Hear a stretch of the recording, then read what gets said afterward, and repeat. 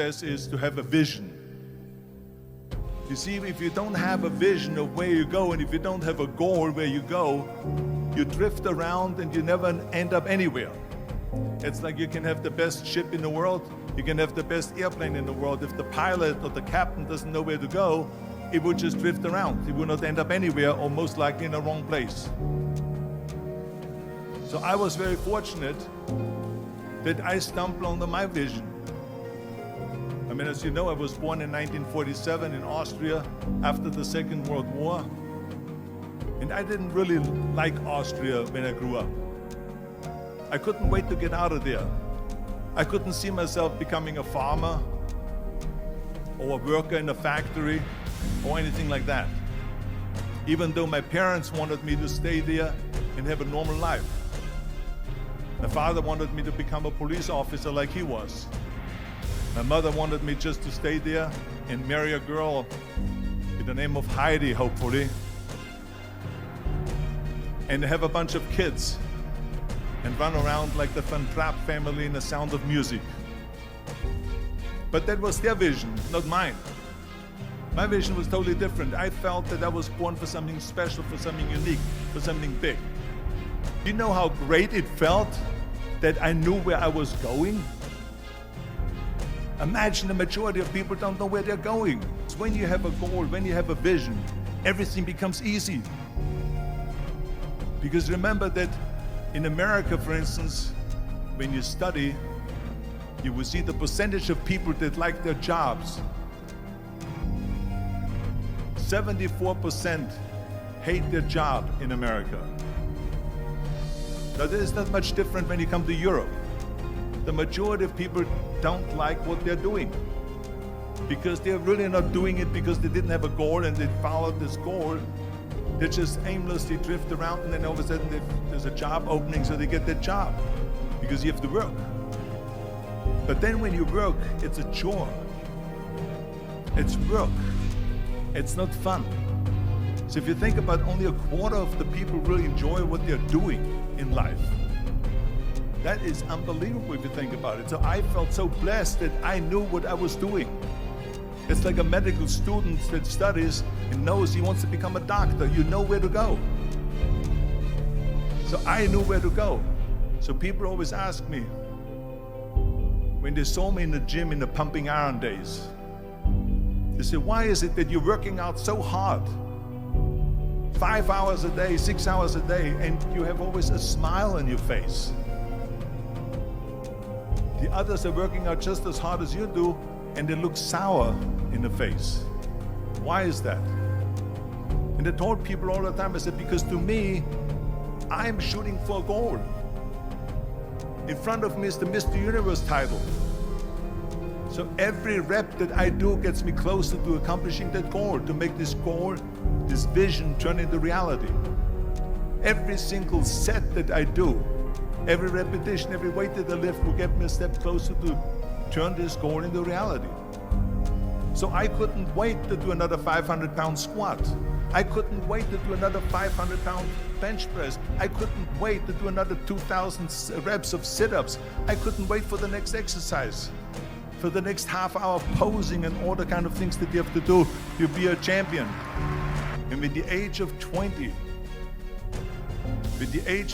I went to London and I won the Mr. Universe contest as the youngest Mr. Universe ever. And it was because I had a goal. So let me tell you something, visualizing your goal and going after it makes it fun. You've got to have a purpose no matter what you do in life. You've got to have a purpose. So that's rule number one, have a vision. Rule number two is, don't listen to the naysayers. Don't listen to the naysayers.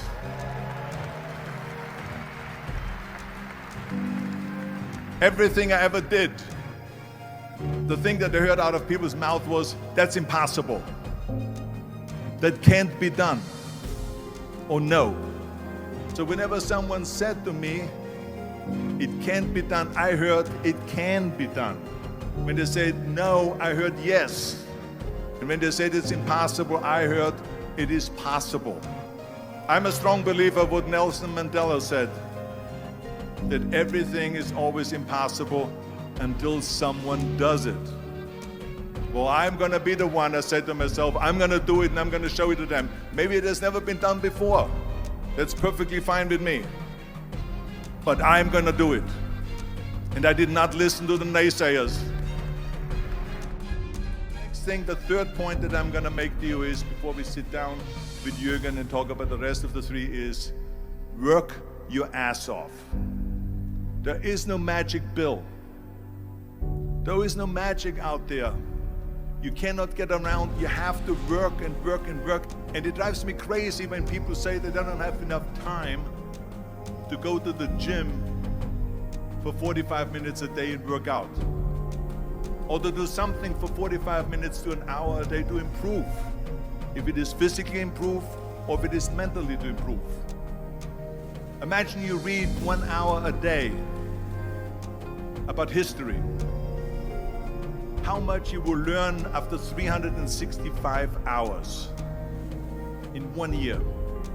Think about if you study about the history of musicians, of composers, how much you would know. Imagine if you would work on a business, on some business that you want to develop every day for an hour. Imagine how further along you will go and get. So it drives me nuts because when people say we don't have the time, we have 24 hours a day. We sleep 6 hours a day, so that gives you still 18 hours. And there's someone shaking their head out here in front, they say probably, I don't sleep 6 hours, I sleep 8 hours, right? Or just sleep faster.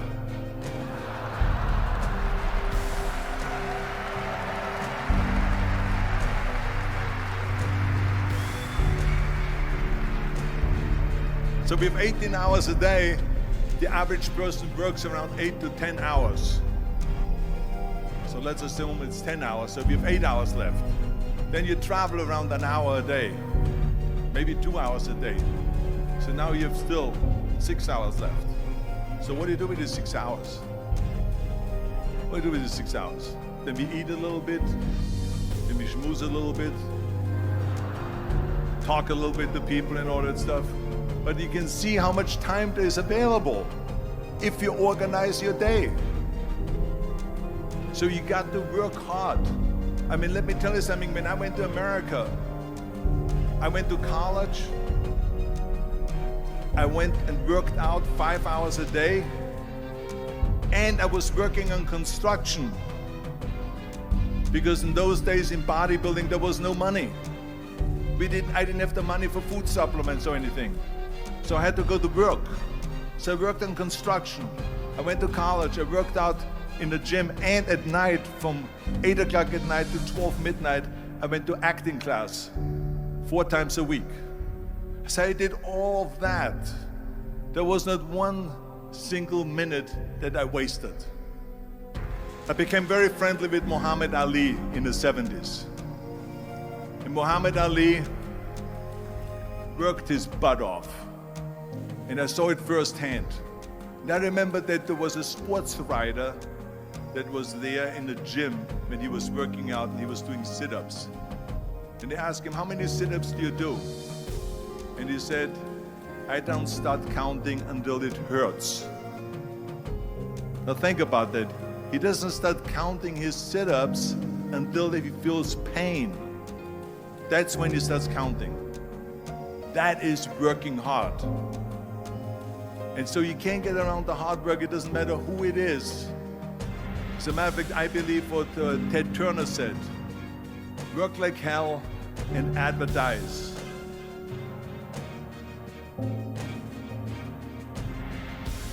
You get it?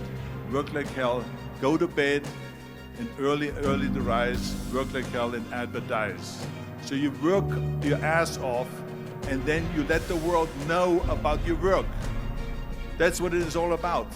Let people know if you have a company, if you have a movie, if you do sports. Work your ass off, but then advertise and let everyone know. I hate Plan B. And I tell you why. Because we have so many doubters, as I've said earlier, the no-sayers. We have so many of those people that say no and you can't do it, it's impossible.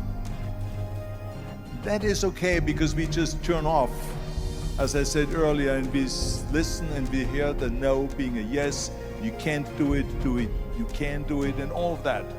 So that is possible to do that amongst all the negative people around you. But when you start doubting yourself, that's very dangerous. Because now what you're basically saying is that if my plan doesn't work,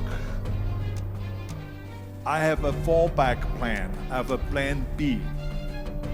And that means that you start thinking about plan B, and every thought that you put into plan B, you're taking away now that thought and that energy from plan A.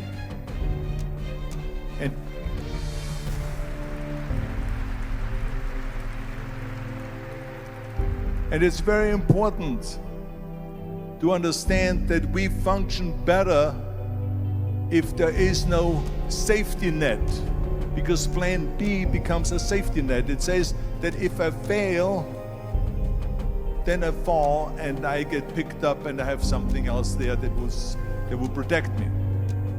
And that's not good, because people perform better when there's no safety net. People perform better in sports and everything else if you don't have a plan B.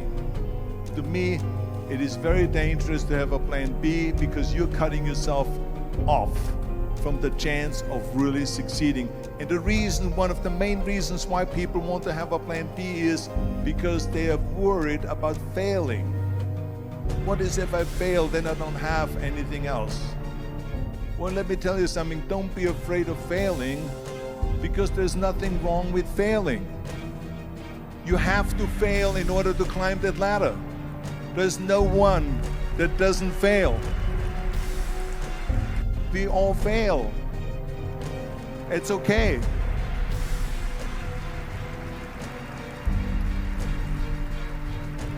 What is not okay is that when you fail, you stay down. Whoever stays down is a loser. And winners will fail and get up, fail and get up, fail and get up. You always get up. That is a winner. That is a winner. Hey, we all lose. We all have losses. This is okay. And this is why I say don't be worried about losing, because when you're afraid of losing, then you get frozen. You get stiff. You're not relaxed. You got to be, in order to perform well in anything, if it's in boxing or if it is on your job or with your thinking, is only happening when you relax. So relax. It's okay to fail. Let's just go all out and give it everything that you got. That's what it is all about. So don't be afraid to fail. This is one of my 6 rules to success. You can only feel complete as a person if you think about what can you do for your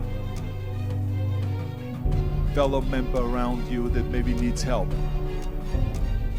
I felt like that everyone has a different motivation why you get into that. I was an immigrant going to America, and I saw how America was the most generous country in the world. I mean, they opened up their arms to me, they helped me, they invited me for Thanksgiving dinner. The people, they brought me, the bodybuilders in the gym brought me plates to my apartment because I had no plates, I had no silverware, I had no bedware, I had no pillows, I had no blanket, I had no TV, I had no radio, I had nothing. They brought it to my apartment. They helped me. And I saw that firsthand, this generosity in America. And I said to myself, as an immigrant that is being embraced with open arms, that I need to go and make sure that I give something back.